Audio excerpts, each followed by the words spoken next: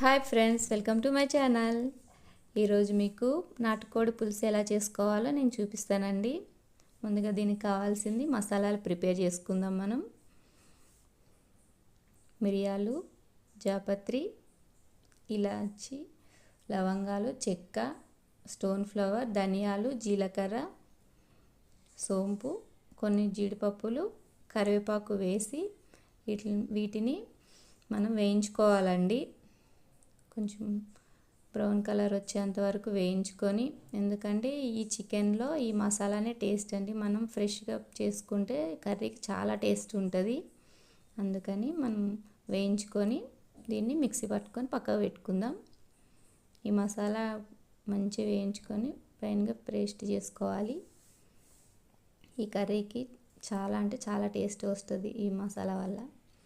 ఇప్పుడు మనం chicken clean చేసుకుందాం. చికెన్ని సాల్ట్ వేసుకొని, నిమ్మరసం వేసుకొని క్లీన్ చేసుకోవాలి. ఒక 2-3 టైమ్స్ మనం క్లీన్ చేసి పక్కకు పెట్టుకోవాలండి. ఎందుకంటే ఇది కొంచెం నీచు వాసన వస్తుంది, అందుకే నేను లెమన్ కూడా వేసి క్లీన్ చేస్తున్నా. ఇప్పుడు గిన్నెలో ఆయిల్ వేసుకొని మనం ఇందులో ఇలాచి, లవంగాలు, చెక్క వేసుకొని వేయించుకోవాలి. కొంచెం వేయించుకున్నాక ఇప్పుడు మనం 3 ఆనియన్స్ తీసుకున్నాను నేను, కొంచెం పెద్ద సైజువి. ఎందుకంటే ఇందులో గ్రేవీ కావాలి కదా మనకి, కొంచెం గ్రేవీ కోసం ఎక్కువనే వేసుకోవాలి ఆనియన్స్ వేసుకొని వేయించుకోవాలి. తర్వాత అల్లం వెల్లుల్లి పేస్ట్ 2 స్పూన్స్ వేసుకోవాలని వేసుకొని కొంచెం కరివేపాకు వేసుకొని ఇది కొంచెం పచ్చివాసన పోయేంత వరకు వేయించుకొని ఇందులోనే కొంచెం పసుపు వేసుకోవాలి. పసుపు వేసి వేయించుకోవాలి. మనం దీన్ని నేను కుక్కర్లో వేయట్లేదండి, గిన్నెలోనే ఉడకబెడుతున్నా. కుక్కర్లో వేస్తే టేస్ట్ బాగోదు, ఇందులో ఉడికించుకుంటేనే టేస్ట్ బాగుంటుంది. ఇప్పుడు కొంచెం వేయినాక చికెన్ మొత్తం అందులో వేసుకొని ఈ చికెన్ని కలుపుకుంటూ వేయించుకోవాలండి. ఆయిల్ సపరేట్ అయ్యేంత వరకు, ఈ వాటర్ అన్నీ పోయి ఆయిల్ సపరేట్ అయ్యేంత వరకు వేయించుకోవాలి.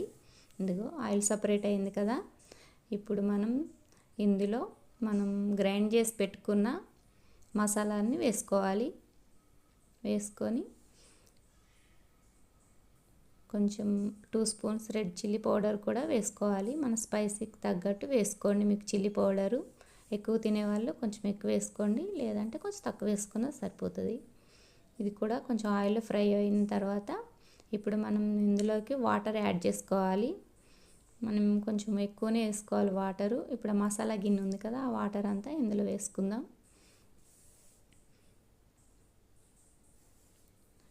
కొన్ని వాటర్ ఎక్కువనే పడతాయండి, ఎందుకంటే ఇది 1/2 అవర్ ఉడకాలి. ముక్క గట్టిగా ఉంటుంది కదా, కొంచెం మెత్తగా అయ్యేంత వరకు బయటనే ఉడికించుకోవాలి. నేను కుక్కర్లో వేయను అసలు, కుక్కర్లో వేస్తే టేస్ట్ బాగోదు. నాటుకోడి ఎప్పుడు మనం బయటనే గిన్నెలోనే ఉడకబెట్టుకుంటేనే టేస్ట్ బాగుంటుంది. చూసారా, ఇలా ఒక 1/2 అవర్ మూత పెట్టి పక్కకు పెడితే 1/2 అవర్ తర్వాత ఉడికిపోయిందండి చికెన్. ఇప్పుడు కొత్తిమీర వేసి ఉడికించుకోవాలి 2 మినిట్స్. ఇది కొంచెం గ్రేవీ ఉంటేనే బాగుంటుందండి, మరి దగ్గరకు ఫ్రైలా చేసుకున్నా బాగోదు, పులుసే బాగుంటుంది నాటుకోడి. ఓకే ఫ్రెండ్స్, చూసారా, నాటుకోడి పులుసు రెడీ అయిపోయిందండి. ఓకే ఫ్రెండ్స్, వీడియో నచ్చితే లైక్ చేయండి, నా ఛానల్